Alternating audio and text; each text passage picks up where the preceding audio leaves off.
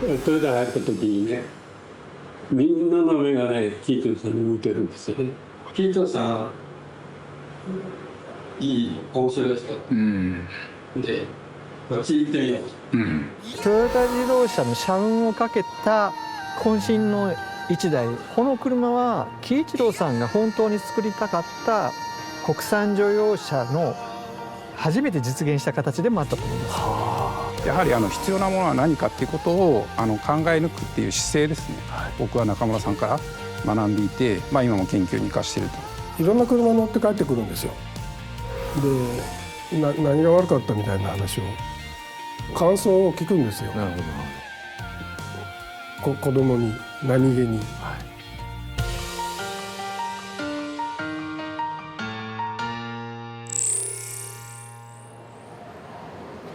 トヨタイムズ富川悠太です。今日はトヨタ博物館にやってきました。こちらにはですね、自動車産業に大きな貢献をした皆さん、殿堂入りしたトヨタの皆さんが飾られているんですけれども、上の段見てみますと豊田喜一郎さん、そして銅像を挟んで英二さん、正一郎さんとトヨタ家の創業の方々が並んでいます。今日お伝えするのはこの方、中村健也さんです。中村健也さんが進めた純国産乗用車開発など数々の功績はまさに今のトヨタにもつながっていました。クラウン、コロナ、そしてセンチュリー、そうそうたる名車を生み出した中村健也さん。いいと思うことはたとえ周囲に反対されてもやるという信念のもと、数々の常識を打ち破ってきた人物像に迫ります。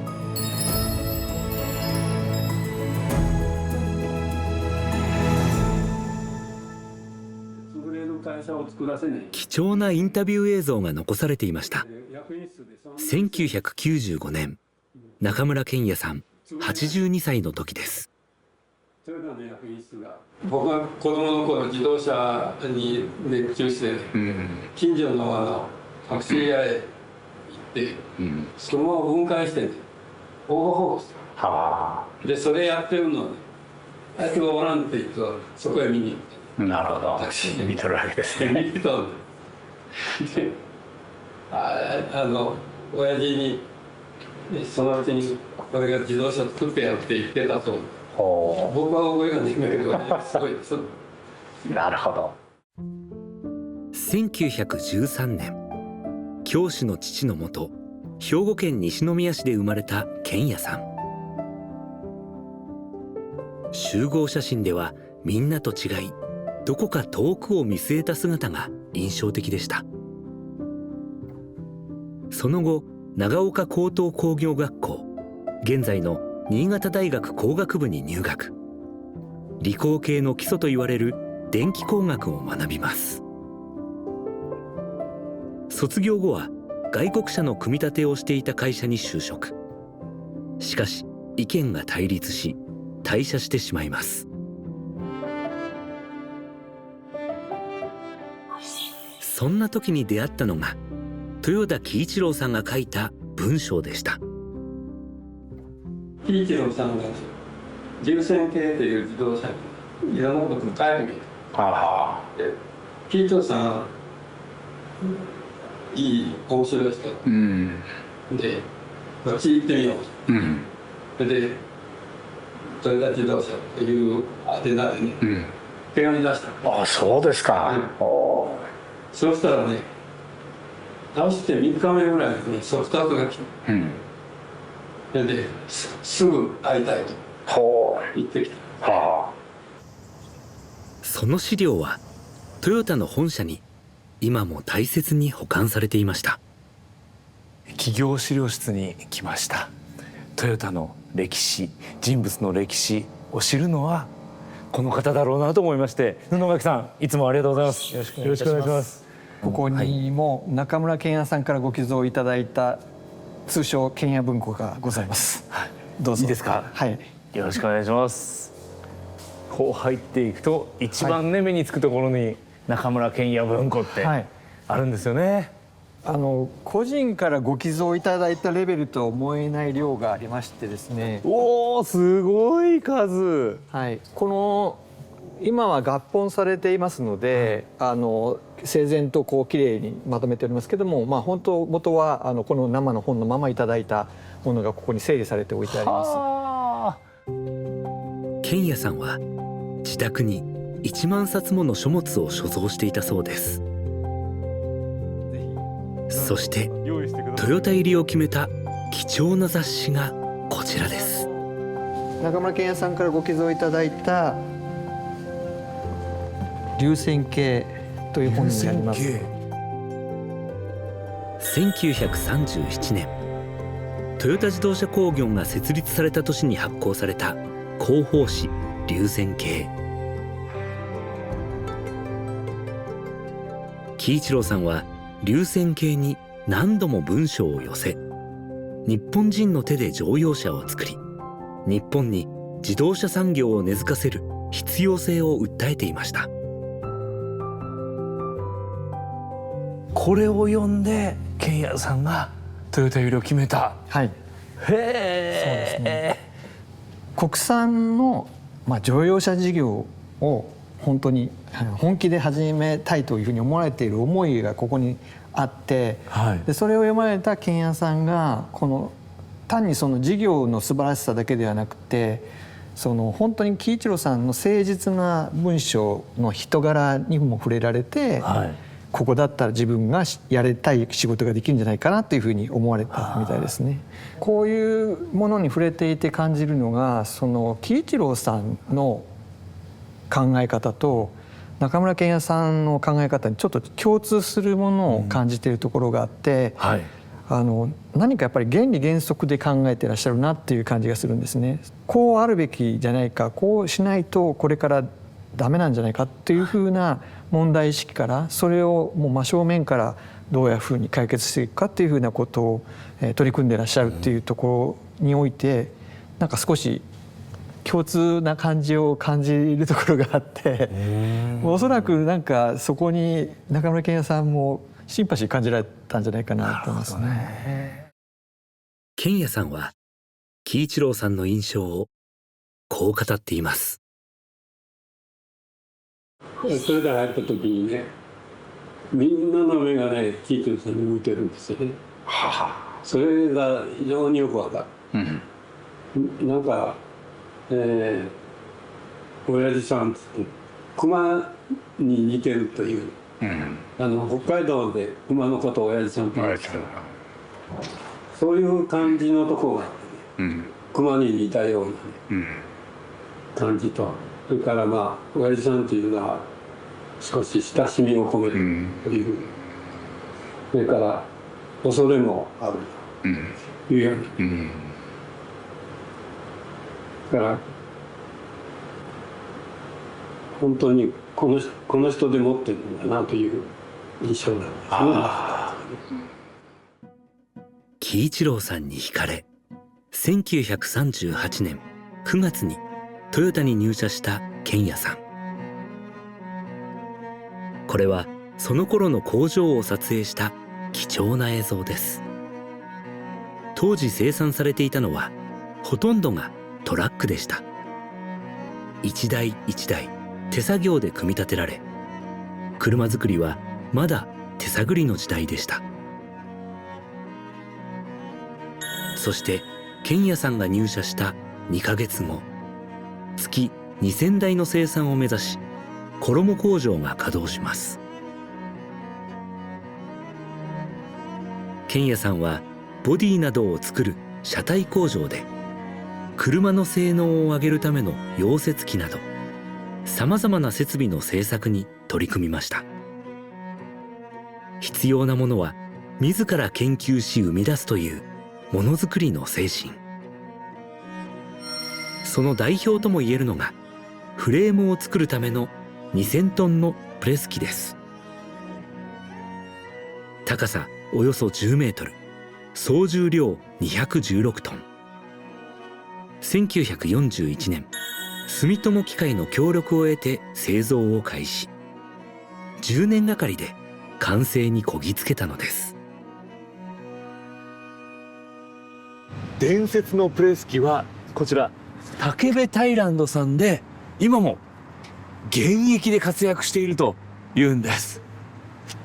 見せていただきに行きましょう。今日は片山社長と約束をさせていただいております。すいません、片山さん、よろしくお願いいたします。はじめまして。片山と申します。よろしくお願いします。2006年、2000トンプレスはタイのこちらの工場に引き継がれました。再び起動させる際には、健也さんを兄のように慕っていた豊田章一郎名誉会長も駆けつけました。ではウィンナイさんに案内していただきます。はい、お願いします。はい、どうぞ。完成から70年以上が過ぎても工場で稼働を続ける2000トンプレス。いよいよご対面です。これがまさに伝説のプレス機ですね。大きいですね。トヨタモーターコーポレーション書いてありますね。1951年からまるで時を刻むように2000トンプレスは今も働き続けています。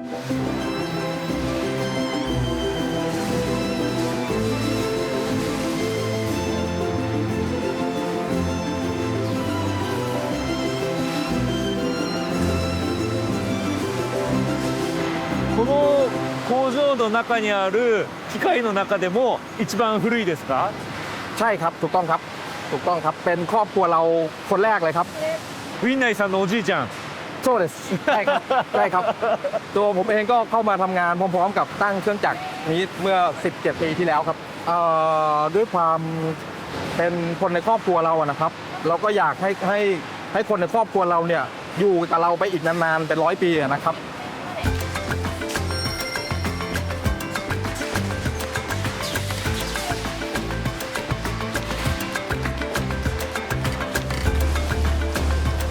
まさにこの形ですね。ここですね。ここが先ほどプレスでやってたはい2000トンでやってるプレス品になります。はあ、ここに使われてるんだ。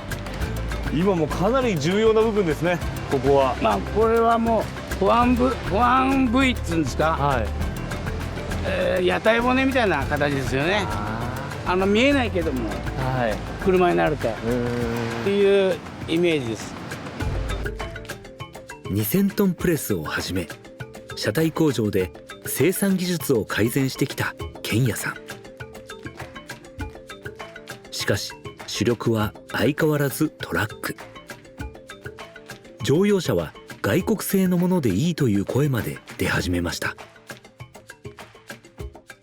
そこで健也さんは上司にこう切り出します。乗用車の方が自動車のソース、トラックはそれから派生したもので、開発をやらんやつが業界についていくなっていうことで、1個ね、いつも人の知りつい乗用車をやらんような会社はもう潰れるしかない。日本の技術で作る国産乗用車への挑戦。ついにその時がやってきます。初代クラウン見えてきました。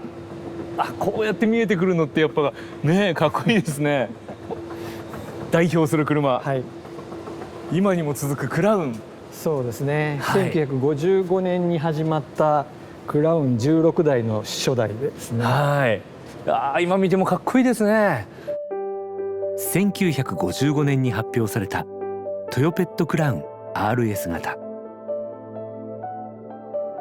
ほとんどのメーカーが海外との技術提携を選ぶ中、日本の技術で作り上げるという信念を貫き、国産車の出発点となった歴史的な車です。この車ができた時っていうのはまだトヨタに他のラインナップなかったんですよ。そっか。トヨタ自動車はメインはトラックばっかり作ってたんですね。でトラックのシャシーにボディを仮装して、はい、乗用車っていうのはトヨペット SA ですとか、はい、その後に続く車いくつかあったんですけれども、本当の意味で乗用車専用で作った車っていうのがなかったんですよ。それを初めてやったのがこれだったっていうことで、その意味ではもう本当にトヨタ自動車の社運をかけた渾身の一台。社運をかけたクラウン開発を命じられたのが当時38歳の健也さんでした。同い年で専務だった豊田英二さんは健也さんを初めてとなる役職主査に任命。全ての部署を横断的にまとめる今のチーフエンジニアの原点です。開発に先駆け健也さんは乗用車の最大の顧客だったタクシー業界に聞き込みを行いました。健也さんが残したメモにはタイヤの摩耗や燃費など細かいことまで調べていたことがわかります。そして1952年ついに開発がスタート。健也さんは進むべき道を示します。日本の道にあった小型車で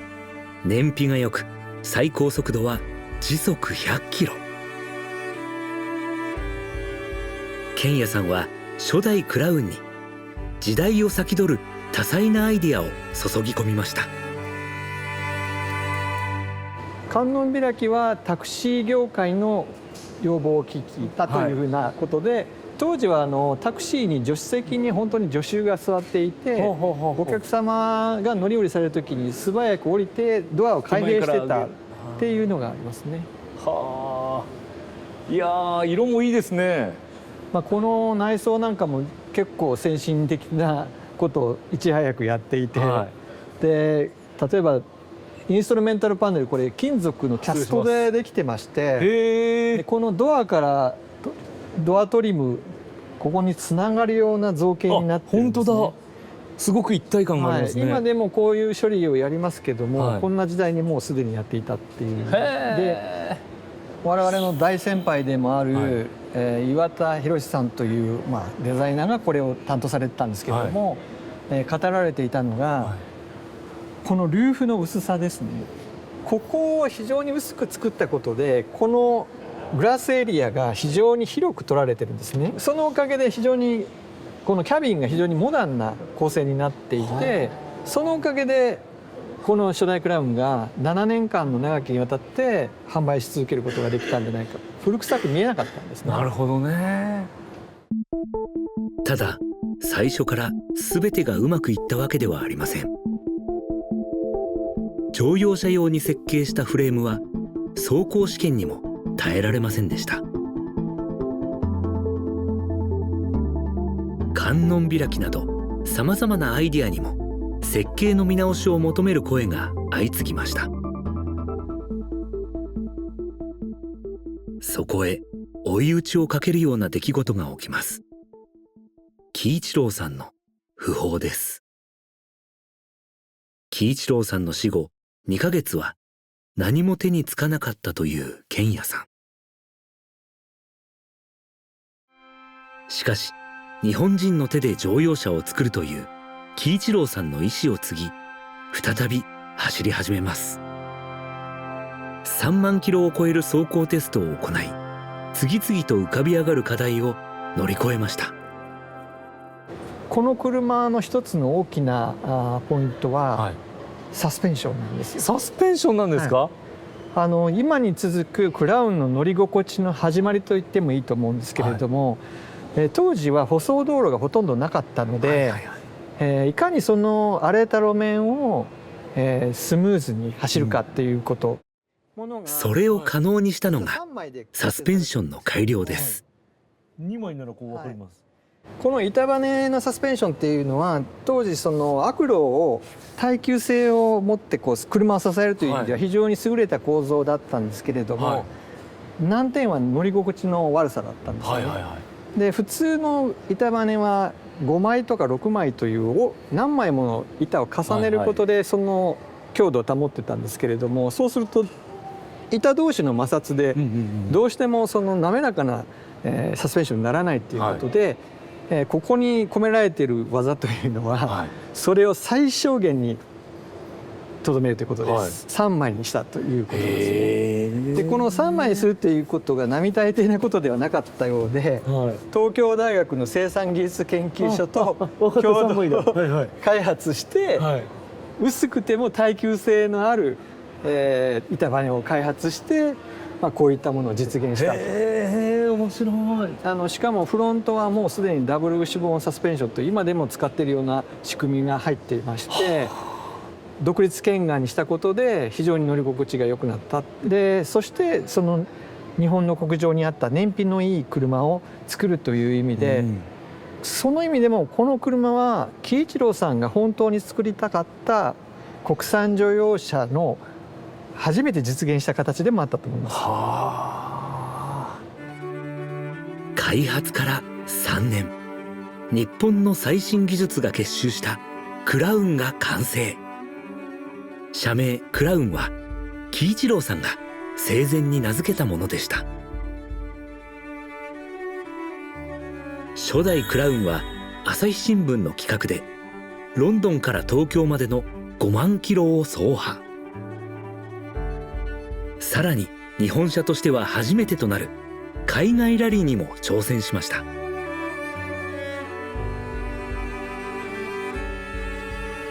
参加した車の実に半数がリタイアする過酷な道を見事完走し、世界にクラウンの性能を広めました。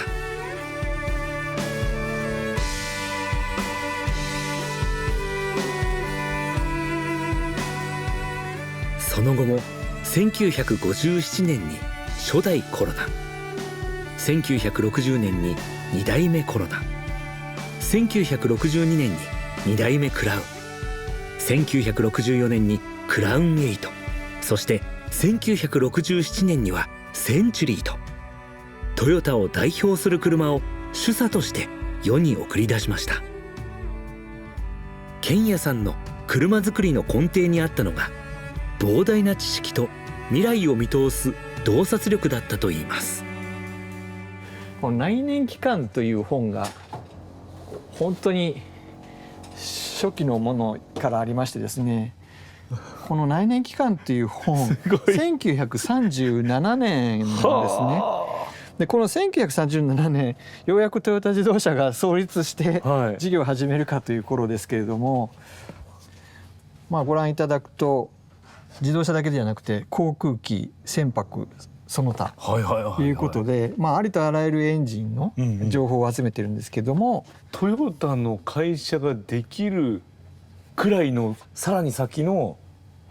飛行機とか航空機のもの、内燃機関も調べていたっていう。そうですね。ですから決してその必要なことだけを集めてたわけではなくて、もっとこれから必要になるであろうということを予見しながら原理原則で将来を考えてらっしゃるなっていうことがあって、当時一緒に仕事された方々が本当に健也さんの言われた通りに今なっちゃってますねみたいな、予測の正しさみたいなことを語られているのもこういう下地があるからだというふうに思います。モータースポーツから芸術、音楽、さらには自然などなど多種多様な知識を吸収し車作りに生かした健也さん。この本を集めたことにも象徴されるように、本当に幅広い知識に広く浅くではなくて、広く深くすごい興味をお持ちだったということが、こういったものを通じて伝わってくるかなというふうに思います。いやすごいですね。初めて主査制度というものの中で、本当にありとあらゆる専門部署と対等に議論をしながらやっていく中で、皆さんやっぱりおっしゃってる、当時の方が振り返って中村健也さんのことをおっしゃってるのが、初めて会った時からちゃんと自分たちの専門のことを理解したことをきちんと話されるので、これはもう対等に話するしかないと。なるほどね。で、出査制度っていうのは人事権がない、制度ですよね。ですから直接の上司ではないにもかかわらずそういう前者の人たちを束ねていく中でそんなに心配してなかったようなことをおっしゃってるんですけれども、それはなぜかというとまさにいい車作りは共通してるはずだからということなんですよ。ですからみんなでいい車を作ることに対しては何ら違うはずがないから、そこを突っ込んでいけばみんなおかしいことにはならないはずだっていうふうに信じて突き進んでらっしゃったんだなっていうことだと思います。やっぱりそこは喜一郎さんの考えっていうのもね、感覚としては全く一緒なんですね。いや全く一緒だと思いますし、それが結局出社制度の原点もやはりいい車作りから始まってるんだなっていうことを改めて健也さんに教わった感じです。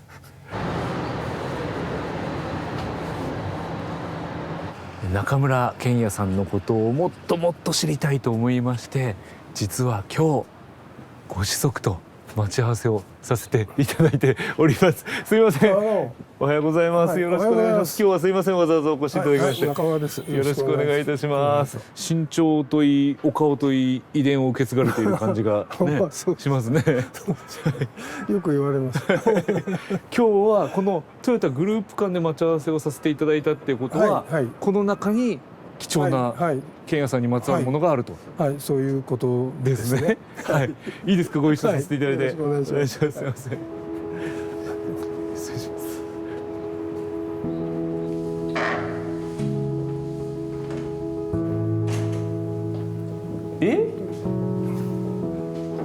す。スピーカー？これですね。これが、スピーカーについては、うちの父親が多分設計をしてで作らせたんだと思います。本当ですか？業者さんに。でもともとオーディオのマニアだったので、でいろんな当時にしてみれば今でもそうかもしれませんけど、かなりお高いものを。で多分一番下のこれアンプかな、なんかな、これね多分自分でいろいろと部品集めて作ったんじゃないかな。中身いろいろいじって出したので信じられない。R1車に積んで帰ってきて、でこれを下ろしてたのは幼い頃の記憶で残ってます。でクラシックのレコードとかは割とたくさん持ってました。音も興味を持ってらっしゃって。音楽はもともと好きみたいで、風呂でよく賛美歌を歌ってましたね。そうなんですか。音へのこだわりは車の開発にも生かされました。初代クラウンには日本初のカーラジオを搭載。そして初代センチュリーには初めてカセットテープ式のカーオーディオが装備されました。今でもわからないです。電源入ったりするんですか？わからないです。電源は入ると思うんですけど音がちゃんと鳴るかどうかは非常に怪しいと思います。試していいかな。ちょっとどうぞ。ね、これコンセントですね。出てきた。もうここ聞くために用意してあるようなもんじゃないですか。これほら延長コードで。スピーカーオフで。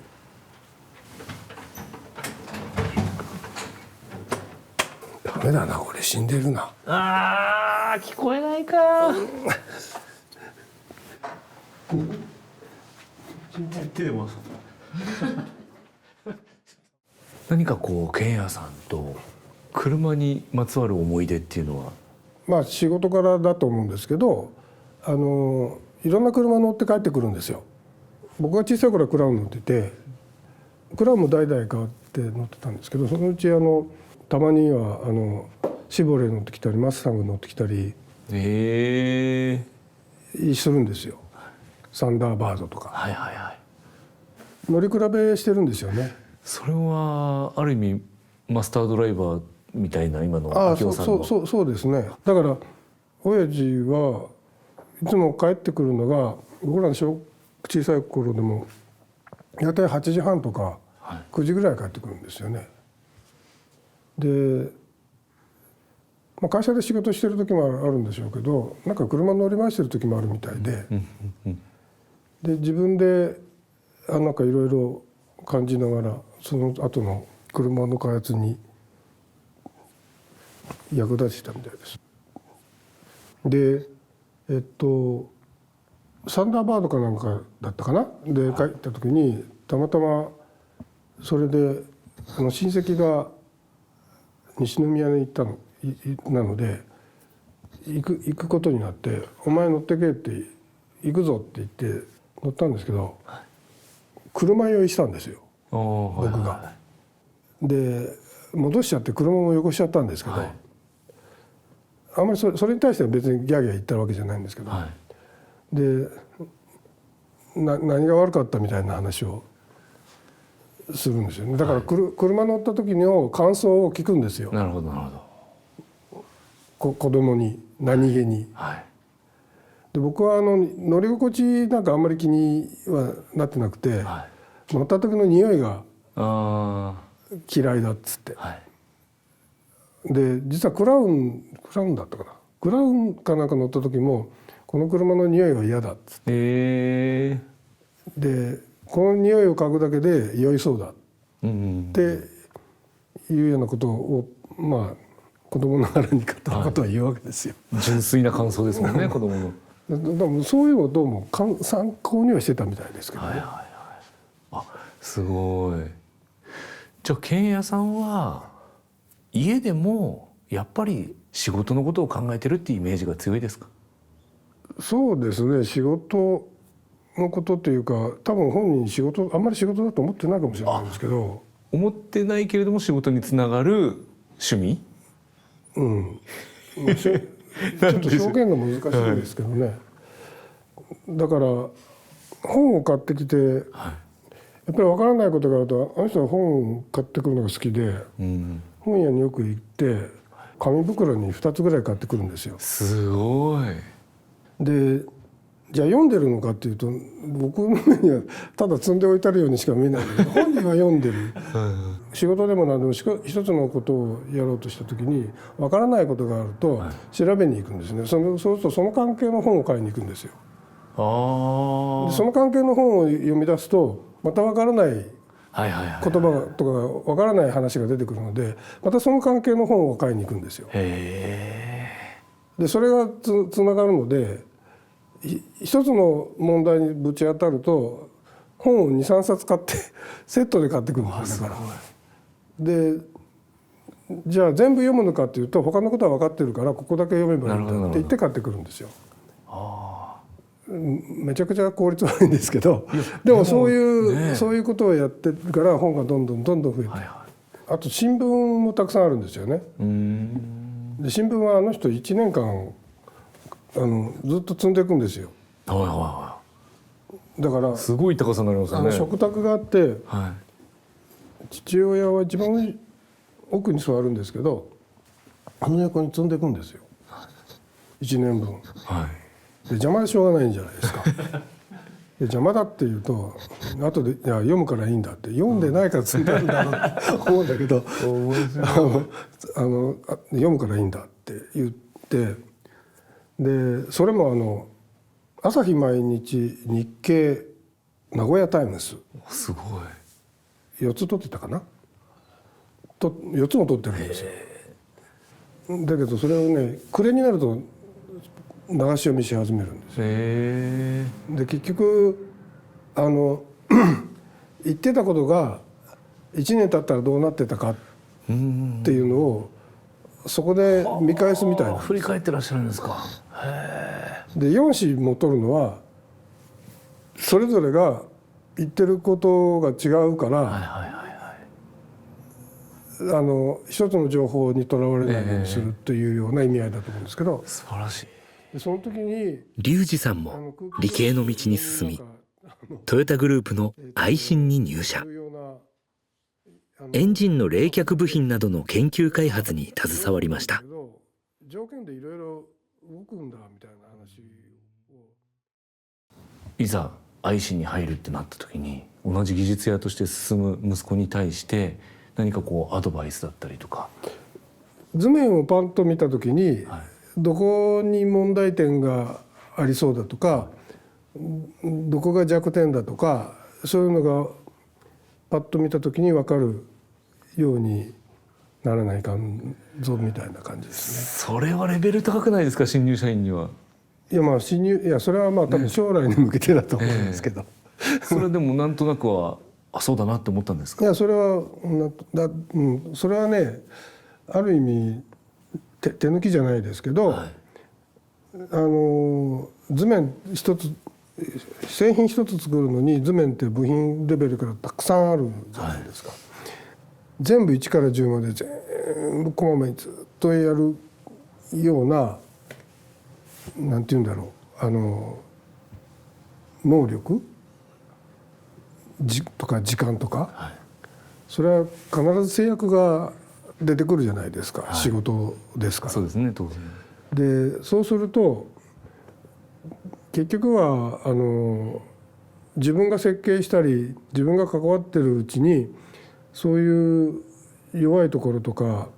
ここは見なくてもいいよなっていうようなところとかってだんだん判別がついてくる、その中でだんだん優先順位も見えてくるので、そういった経験を積んでいくと必ず百何十項目何百項目とあるものをチェックしなくても数項目をチェックするだけでも物事が見えてくるようにならないと結局大きな仕事できないよねっていうことだと思いますけどね。大体実感としてどれぐらい働いた時に本当の意味で理解できました？いや理解できないです、ね、できてないと思います、ね、今でも自信満々にそんなこと言えませんよね。お前死ぬほど考えたかって言われると死ぬほど考えたかどうかなんて軽々には言えませんよね。そうですね。いや死ぬほど考えたつもりかもしれませんけど、そんなことはなかなか言えないですね。でもこういうお話を聞いてると親子だなって感じますね。そうですか。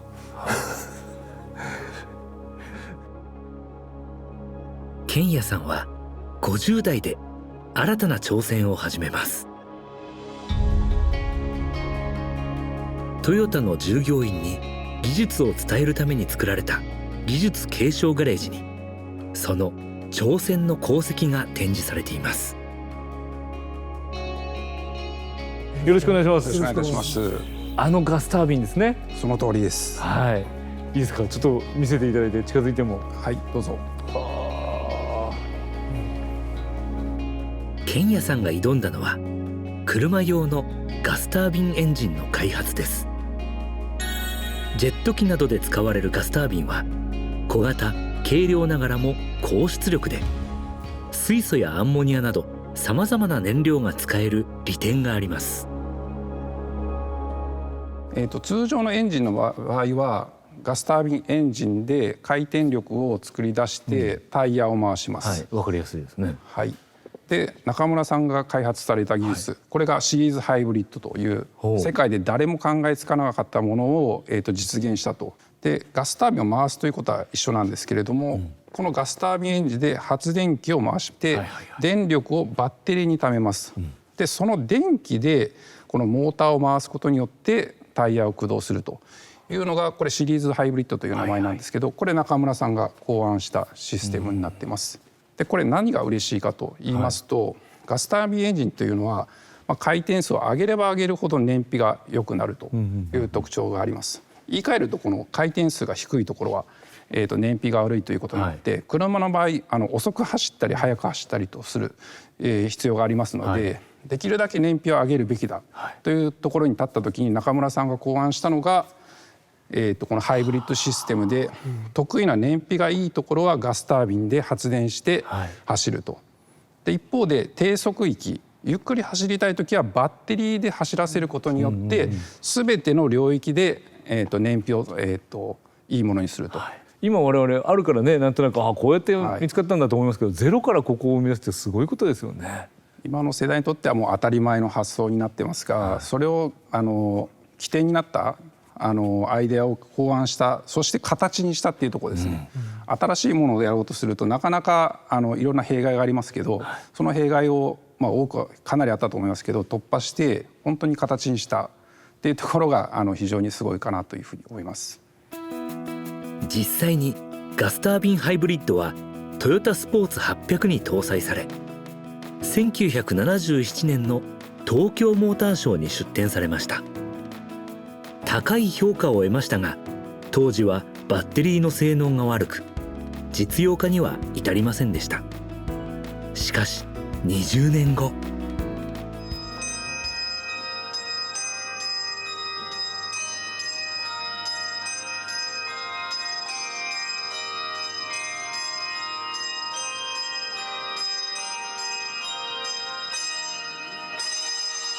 その技術はプリウスにつながり、